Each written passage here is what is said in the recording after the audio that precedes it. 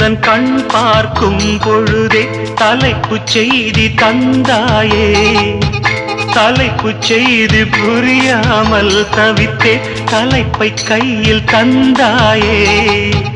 உறங்கும் போதும் உந்தன் பேரை சொல்லி பார்க்கிறேன். உன்னை கண்டு பேசும் போதோ உச்சி வேர்க்கிறேன். இந்த சுந்தர வார்த்தைகள் தந்தது யாரடி உன்னை கேட்கிறேன். உன்னை தட்ட தென்றல் இன்று என்னை தட்ட சொன்னதொரு செய்தி.